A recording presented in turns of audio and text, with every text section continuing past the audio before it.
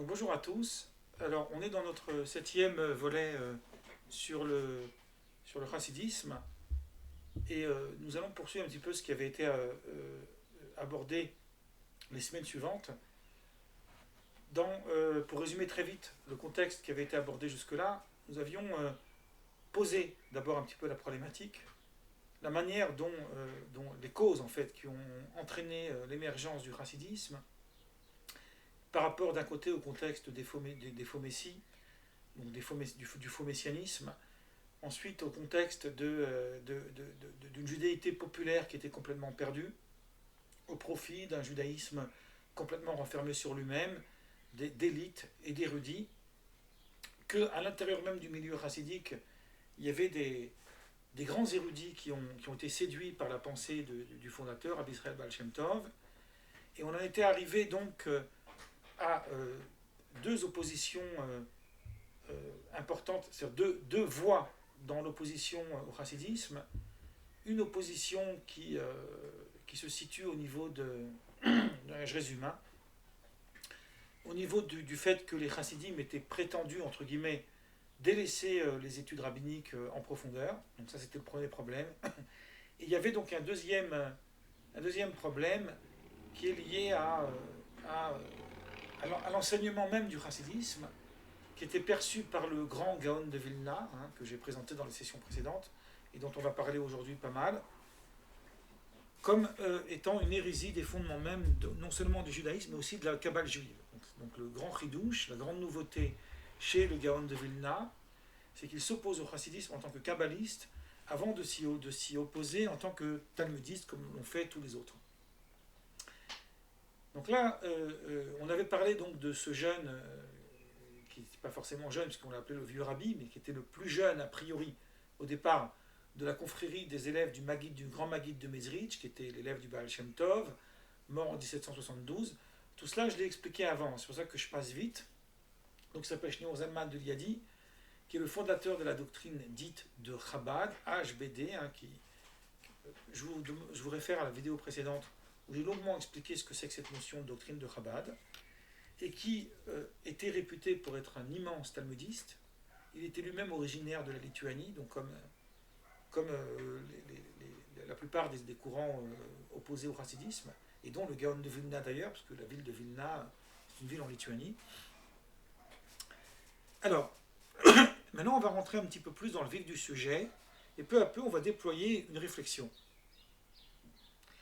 Notre point de départ de la réflexion qu'on a eue sur le sujet était le suivant. En fait, nous allons raconter l'histoire d'une rencontre manquée. Qu'est-ce que ça veut dire l'histoire d'une rencontre manquée? C'est que Shneor Zalman de Liadi, pour aller vite, accompagné d'un autre des élèves du Maguid de Mezrich, mais qui était beaucoup plus âgé que lui, qui s'appelait Mendel de Vitebsk, Rabbi Mendel de Vitebsk, donc accompagné de ce fameux Mendel de Vitebsk qui est mort en 1788, est né en 1738, et bon, il avait 7 ans de plus que Balatania. Il a voulu qu'ensemble, ils aillent voir le Gaon de Vilna. Il y a eu d'abord beaucoup de pressions qui ont été faites d'un côté et de l'autre, des pressions voulant que cette rencontre ait lieu, et d'autres pressions voulant interdire cette rencontre. Et un autre point essentiel que j'aborde ici, qui n'est pas vraiment lié à notre travail, mais qui est important quand même de le dire, c'est qu'il y a eu des grandes calomnies qui ont été perpétrées contre les milieux chassidiques. Il y a eu des calomnies qui ont révélé en fait que les chassidim avaient des comportements, des attitudes qui étaient contraires à la halakha, contraires à la pratique religieuse, ce qui évidemment n'est pas vrai, évidemment, mais cette rumeur a entraîné un climat néfaste, un climat négatif dans l'environnement du Gaon. Bon. L'histoire raconte que Shneor Zalman de Liadi a d'abord développé ses thèses auprès de grands érudits du monde lituanien, du monde des Mitnagdim. Certains ont accueilli ces thèses avec respect, d'autres l'ont dénigré, et ça a créé une grande polémique.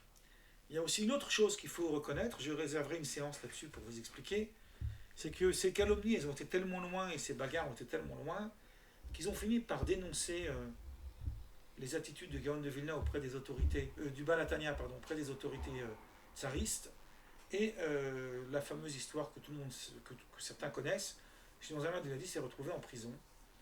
Cette anecdote, j'en reparlerai plus tard, elle est liée à notre histoire. Mais ça s'est passé après la mort du Gaon de Vilna. Donc après la mort du Gaon de Vilna, la situation a dégénéré encore pire. Mais là, pour l'instant, on est encore avant. On va essayer d'expliquer le contexte. Shlomo Zalman de Liadi va avec Rabbi Mendel de Vitebsk auprès du Gaon. L'histoire raconte qu'il y a beaucoup de choses qui sont romancées, d'autres choses qui sont des documents qu'on sait, dont on sait leur certitude, que le Gaon de Vilna a refusé de les recevoir. Il y a eu une tellement grande insistance pour qu'ils le reçoivent quand même. Donc, d'après ce que j'ai lu dans certains textes, il serait allé 2 fois. Le Balatania lui-même dit qu'il y est allé à 2 reprises. À 2 reprises, le Gaon de Vilna a refusé de les recevoir, à un point tel qu'il a fui la maison par la cour de derrière et qu'il n'est pas revenu, jusqu'à ce que cet engouement se calme. Certains disent, je n'ai pas les sources précises de ça, mais je vais quand même le raconter, que la mère du Gaon de Vilna, étant très opposée au chassidisme, elle a beaucoup tenu à ce que son fils refuse cette rencontre. Donc il y a aussi peut-être un lien avec le respect de sa mère.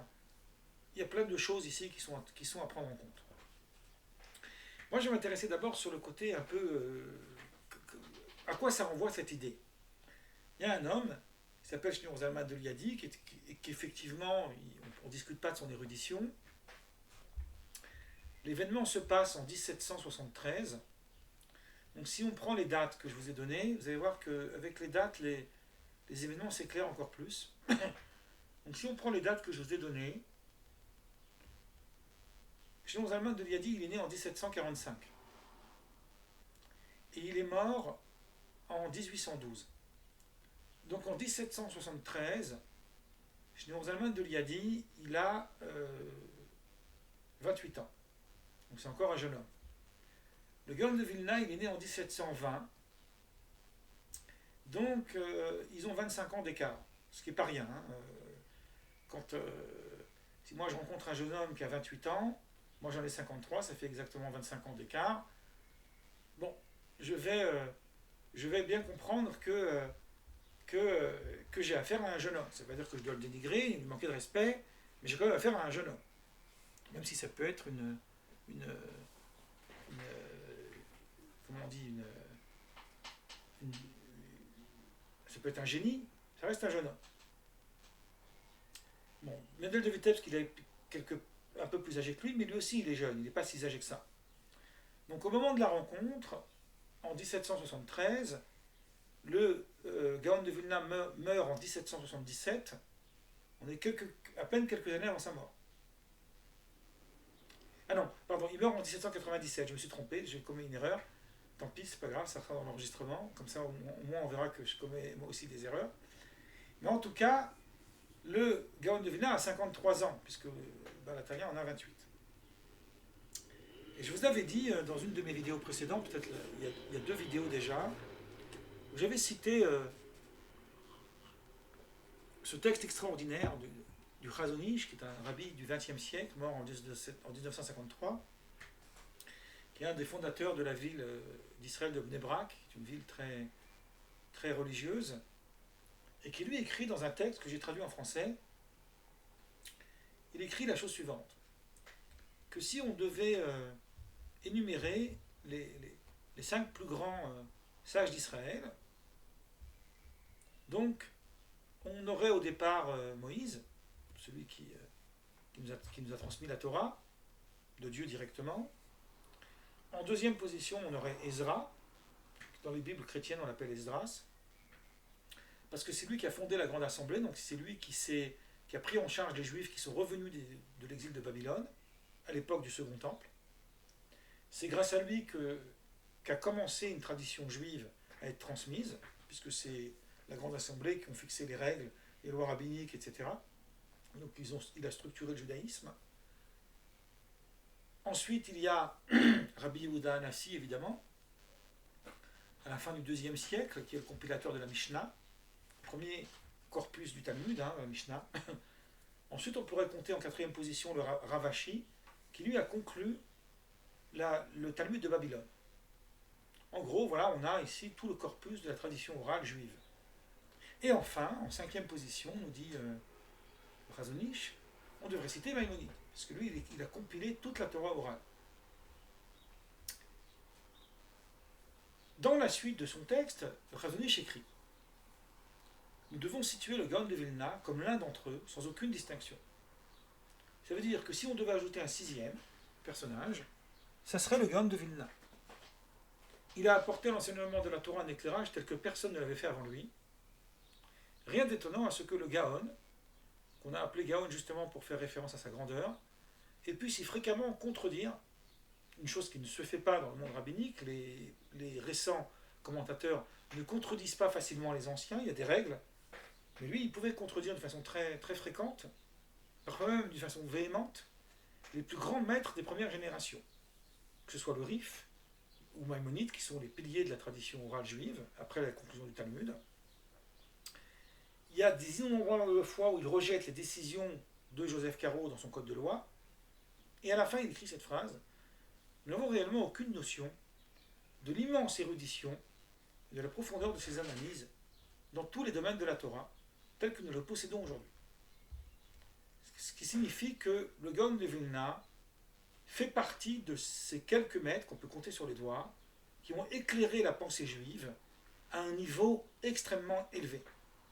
Donc, si on devait dresser une liste de tous les sages d'Israël, il y en a énormément, il n'y a pas que Maïmonide, parce que souvent, quand on va dans les conférences et dans les colloques et qu'on veut présenter les grands penseurs juifs, on parle de Maïmonide, ce qui est très bien, mais il n'y a pas que lui, il y en a eu beaucoup d'autres.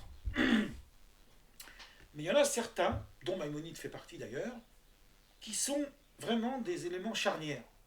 Bon. Le Gaon de Vilna, dans les 5 derniers siècles, fait partie de cela. Bon. On a affaire à une autorité incontestée du judaïsme, tout courant confondu. C'est-à-dire que même les courants chassidiques, personne n'a jamais osé rejeter l'autorité du Gaon. C'est une chose qui est impensable. Et jamais, même de son vivant.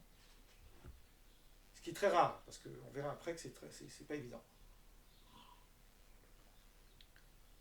Moi, j'ai envie de vous faire une parabole un peu vulgarisante pour vous donner un exemple de à quoi correspond ce phénomène qu'un jeune homme de 28 ans veut se confronter à la fine fleur de la pensée juive. Il ne veut pas se confronter à un petit rabbin de communauté, il veut aller voir le Gaon. Bon. Le petit exemple qui me vient à l'esprit, c'est celui d'un jeune étudiant fraîchement sorti de l'université avec un petit dossier, vous savez, les petites chemises roses, vertes, jaunes, en papier, là où on met des petites feuilles dedans pour retenir résumer les cours qu'on a assistés dans les universités, et qui dit à son copain, écoute, j'ai un rendez-vous, je reviens, et son copain dit, mais où tu vas? Il dit, viens avec moi si tu veux, ça va te plaire. Ah bon, tu vas où? Ben, je vais aller voir Albert Einstein. Ah bon, le grand Albert Einstein? Oui, je vais aller voir le grand Albert Einstein. J'ai des choses à lui dire. Ah bon? Et de quoi tu vas lui parler? Ben, tu vois, dans mes petits cahiers, là, dans mes petites notes, j'ai j'ai griffonné avec un crayon, et j'ai démonté toute sa théorie de la relativité. Et ce que je vais faire, c'est que je vais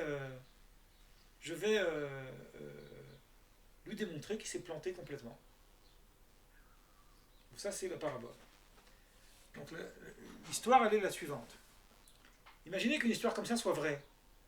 Imaginez que ça se soit vraiment passé, qu'il y ait vraiment un jeune étudiant qui sort de l'université avec un petit dossier et qui va avec son copain pour aller voir Albert Einstein. Donc il y a ici deux cas de figure. Ou le type, c'est un fou furieux qui mérite qu'on l'enferme dans un asile. Le pauvre, il est un peu fatigué, il a besoin d'un peu de repos, de prendre certains médicaments et de suivre des bons médecins qui vont lui dire non, mais c'est pas comme ça que ça fonctionne. Ou bien ce jeune homme, il est sûr de lui. Ou bien il est vraiment sûr de lui. Et que là, il a des arguments massus pour essayer de démontrer le bien fondé de son argument. Donc vous imaginez bien que si ça nous arrivait à nous, c'est-à-dire que nous, tout d'un coup, on voit, alors bon, Albert Einstein il est mort, mais je ne sais pas aujourd'hui quel exemple on pourrait donner d'un savant parce que je crois que ça n'existe plus malheureusement, quelqu'un qui vraiment est une référence sur lequel, parce que Albert Einstein il était reconnu de son vivant, hein, c'est pas quelque chose et que tout d'un coup un type dont on est certain de sa grandeur, alors dans le monde juif c'est plus facile des exemples comme ça, et que tout d'un coup on verra un jeune étudiant qui sort qui dit moi je vais, on pourrait le prendre pour un arriviste, mais on pourrait dire aussi bah, peut-être que non, peut-être que finalement il a peut-être des arguments ce gars-là, il faut peut-être essayer de s'y intéresser. Dans le monde juif, que des jeunes étudiants aient été confrontés à plus âgés qu'eux, dans des débats rabbiniques, il y en a eu beaucoup. Il y a même des très très belles histoires à ce sujet. Petit à petit, peut-être que je vous en rencontrerai quelques-unes. Mais là, on est vraiment dans un cas extrême. La doctrine du chassidisme est une doctrine nouvelle qui, même si les choses elles ont été tassées, elles ont beaucoup évolué, elle a été rejetée, pas par un rabbin de communauté ou par un sage réputé pour son érudition, mais sans plus, par le plus grand des plus grands. Et Shneur Zalman de Liadi, c'est le plus jeune de la confrérie. Il a 28 ans. Et il décide de ne pas se démonter, il prend ses petits documents, ses petits papiers, il y va. Et le Gaon de Vilna refuse de le recevoir.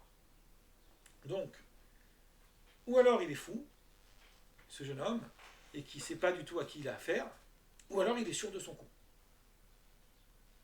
Et quand alors sans prétention, mais qu'on a un petit peu accès à ces ouvrages, on se rend compte qu'en réalité, on a affaire à deux personnages qui peuvent évidemment rivaliser l'un avec l'autre.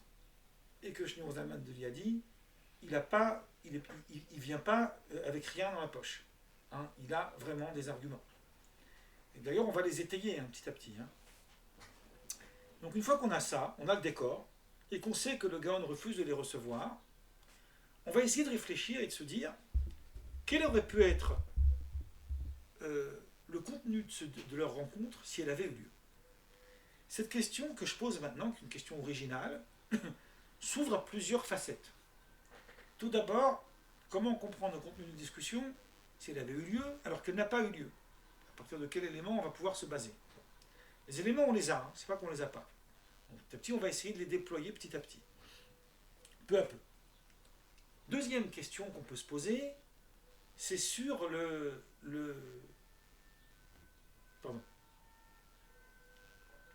sur les enjeux de cette rencontre. Quels étaient les enjeux? Alors, moi je vais d'abord m'intéresser aux enjeux, même si j'y reviendrai après. Et après, je vais m'intéresser au contenu. Et vous verrez pourquoi c'est plus intéressant de procéder comme ça. Je précise tout de suite que ce que je vais dire cette fois-ci, et peut-être même dans les vidéos suivantes, ne reflète pas forcément mon point de vue personnel. Alors, il reflète ma compréhension des choses, qui est subjective, parce que tout ce que l'homme comprend, il le comprend à partir de sa subjectivité, mais ce n'est pas forcément mon opinion.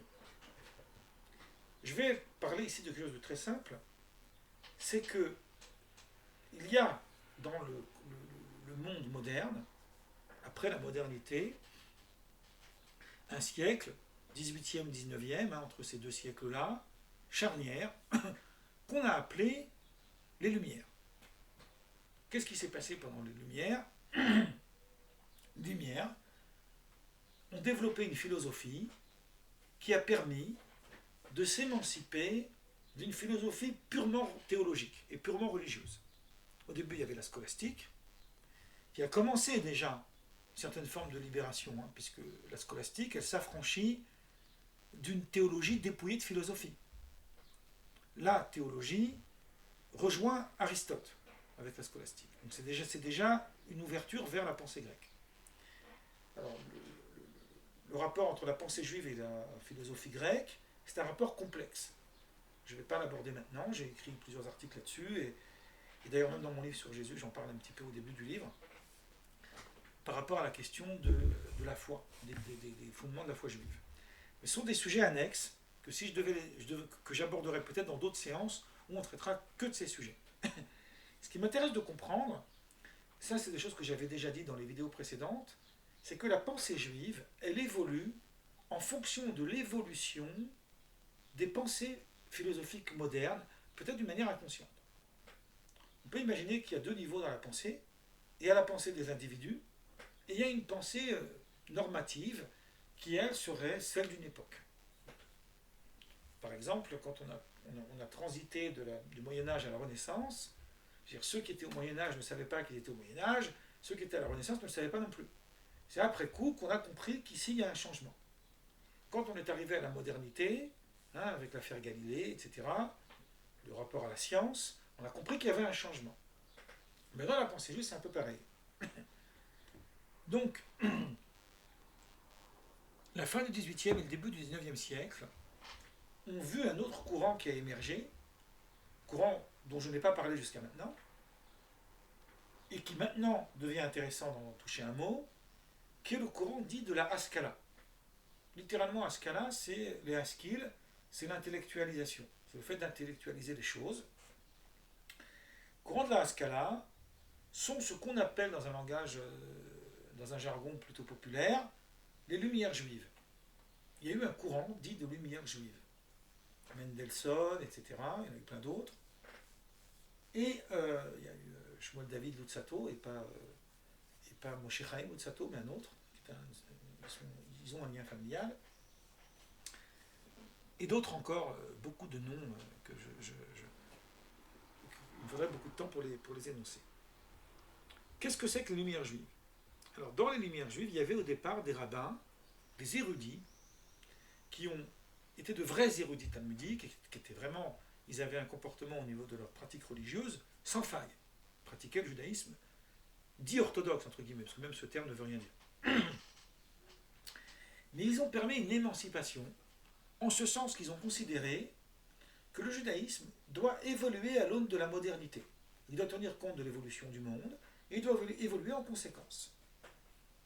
Ce qui fait que les courants du judaïsme qu'on connaît aujourd'hui, dits de la réforme, entre guillemets, ce qu'on appelle le judaïsme libéral, en gros, sont issus d'abord par une initiation qui vient des Lumières juives. Bon. Le judaïsme orthodoxe, le bastion de la pérennité d'une tradition ancestrale, on comprend que ce judaïsme-là s'oppose avec beaucoup de fermeté à tous ces courants qui veulent faire évoluer le judaïsme dans un sens moderne. Donc nous sommes dans un contexte ici très compliqué dans l'histoire juive. D'un côté, on a une sorte de rupture par l'ouverture vers les Lumières. Alors, ça aurait pu être quelque chose de très positif, mais en même temps, ici je parle d'un point de vue de la survie du judaïsme, je ne parle pas de mon point de vue personnel, je le répète, mais en même temps, ça pose un problème au niveau de la tradition. Qu'est-ce qui va rester d'une tradition ancestrale? Alors on sait que les courants orthodoxes, qu'on appelle orthodoxes, mais en fait on les appelle orthodoxes par opposition au courant des Lumières, en fait en réalité ils ne devraient jamais s'appeler comme ça, puisque le terme de orthodoxe signifie celui qui est conforme à la doxa. La doxa c'est le dogme, c'est-à-dire c'est les fondements de la foi, alors que le judaïsme étant plutôt une orthopraxie, c'est-à-dire une loi religieuse de pratique, on devrait plutôt, ça serait un peu compliqué, mais au lieu de les appeler les orthodoxes, on devrait les appeler les orthopraxes. Mais bref, on les appelle comme ça. Les chassidim sont perçus aux yeux des mitnagdim dans le point de départ comme voulant essayer de produire une tradition plutôt populaire avec des ménagements un peu à la pratique religieuse, notamment pour tout ce qui concerne la dévotion spirituelle. Ça, on en reparlera petit à petit. C'est des éléments qui sont très importants parce que ce sont des éléments clés pour comprendre les choses. Mais il y a aussi une autre chose qui va nous permettre de comprendre pourquoi ici, tout d'un coup, les autorités s'en mêlent. Donc il y a ici quelque chose d'étrange. C'est qu'il y a aussi une volonté de la part du politique de vouloir imposer, rendre obligatoire l'enseignement profane dans les écoles juives. Donc ça pose un certain nombre de problèmes auprès des juifs qui vivent un judaïsme traditionnel et qui n'ont pas accès aux bibliothèques et à la science profane. dites profanes. On n'est pas au XXe ou au XXIe siècle. Le contexte n'est pas du tout le même. Il a énormément changé depuis. Hein. Là, on est dans une époque où les Juifs vivent dans des ghettos, où ils ont des petites bourgades à eux, des petits quartiers très fermés. Ils n'ont quasiment jamais accès au monde extérieur. Et il y a eu, après, ce que je vous raconte là maintenant, ça s'est passé après l'affaire du Gaon. Hein. C'est passé presque entre 50 et 100 ans après. Ça a duré longtemps. Il y a eu d'énormes polémiques au sein du gouvernement, où d'un côté, il y avait les partisans d'un judaïsme moderne qui voulaient introduire les sciences modernes dans les écoles juives, donc ce sont les courants dits des Lumières juives, et de l'autre, les courants ancestraux du chassidisme qui, eux, voulaient préserver un judaïsme authentique. Cette situation-là, en fait, a provoqué des vifs débats. J'ai ici, par exemple, je vais me lever une seconde, pour vous faire voir, alors c'est un ouvrage en hébreu, évidemment, pour voir un ouvrage qui est quand même assez épais, hein, vous voyez, hein, c'est pas un petit livre, qui a été écrit par le troisième rabbi de la lignée Chabad, le petit-fils de Shneur Zalman de Liadi. Donc lui, il est né en 1789 et mort en 1866, qui portait le même patronyme que le dernier rabbi qui est mort en 94, s'appelle Menachem Mendel. Il a écrit ici un livre qui s'appelle Le chemin de la foi, Derech Emunah. C'est un livre qui n'est pas à mettre entre toutes les mains, c'est un très très haut niveau intellectuel, dans lequel il résume, en fait c'est plus qu'il étaye, parce que c'est pas un résumé, c'est un étayement, les contextes des vikuchim, des disputations qu'il a eu à la fois avec le gouvernement russe et avec les courants dits des Lumières sur le bien fondé de la foi d'Israël et sur le fait de pérenniser cette foi d'Israël. Ce livre révèle de son auteur une connaissance immense de la littérature philosophique juive médiévale, et on voit à quel point il maîtrisait ces concepts de façon très, très, très aboutie. Et on comprend que là, on est dans un contexte où il y a des enjeux terribles qui se déterminent à partir de cette petite anecdote, secondaire a priori, mais qui en fait pour moi est essentielle, de cette non-rencontre entre Shneur Zalman de Liadi et le Baal HaTanya, parce que c'est là que va commencer cette problématique. Ce qui est très intéressant de constater, c'est qu'à ce moment-là, les courants des Mitnagdim, donc les courants opposés au chassidisme, vont comprendre qu'en fait les querelles qu'ils ont avec les chassidim sont des querelles de bas étage, sont des petites querelles de basse-cour, et qu'en réalité les enjeux du judaïsme sont beaucoup plus graves, et que les chassidim et les mitnagdim, au fond, défendent les deux les mêmes valeurs. Ils sont tous les deux dans l'optique de vouloir préserver un judaïsme authentique. Alors, moi je ne dis pas qu'est-ce qui est mieux, je ne prends pas parti, je voudrais simplement qu'on comprenne ce contexte-là. Pour le judaïsme ancestral, il fallait préserver ce judaïsme-là avant de s'ouvrir vers une émancipation. Donc si vous voulez, l'émancipation au début, elle était religieuse. Hein, les premiers fondateurs des Lumières étaient des juifs très très pieux, mais après, on en est arrivé à des intellectuels jusqu'au XXe siècle. On a des gens comme Freud, Einstein, etc., qui sont des intellectuels qui n'ont plus de rapport direct avec la tradition juive. Ce qui ne veut pas dire que c'est négatif. Simplement, j'explique l'évolution du monde. Et ce qu'il faut savoir, ça aussi, ça permet de comprendre le XXe siècle, c'est que l'émergence du sionisme est issue d'abord des courants des Lumières. Donc on voit bien comment chaque chose elle a une évolution concomitante et qu'il y a ici tout un cheminement, toute une construction qui s'établit pour comprendre en fait l'histoire du judaïsme moderne. Donc ça nous aide à comprendre ça. Donc ça, c'est ce qui va nous faire comprendre que finalement, il y a eu une réconciliation entre les chassidim et les mitnagdim qui aura lieu beaucoup plus tard, et qui pour moi, de mon point de vue, a été initiée par le Rabbi Chaim de Vologine, qui était le plus grand élève du Gaon de Vilna. Rappelez-vous ce livre de L'âme de la vie que je vous avais présenté. Mais tout cela, je vais en reparler dans les semaines qui suivent. Donc ça, c'est le premier enjeu. Moi, je vais conclure là maintenant pour dire que le deuxième enjeu s'inscrit ici, cette fois-ci, dans une question interne au judaïsme qui relève de la question de la foi et du rapport entre la rationalité et la foi. Au fond, en fait, on reprend ici les mêmes codes, inconsciemment peut-être, des débats qui ont eu lieu au Moyen-Âge à l'époque où il fallait se poser la question, est-ce qu'on doit introduire la raison grecque dans la pensée juive? Donc pour moi, ces deux périodes sont deux périodes à mettre en perspective l'une avec l'autre. Il y a plusieurs siècles qui les séparent, et pourtant, c'est à mon avis les clés de toute la construction de ce débat qui existe entre ces deux hommes. Donc là, pour l'instant, moi, je vais m'arrêter là. La semaine suivante, on va rentrer un petit peu plus dans les éléments que nous avons qui permettent de situer un petit peu le débat entre ces deux hommes. Je vous laisse la surprise. Là, je vais arrêter l'enregistrement. Après, si vous voulez, il nous reste 5-6 minutes. Alors là, donc j'arrête l'enregistrement.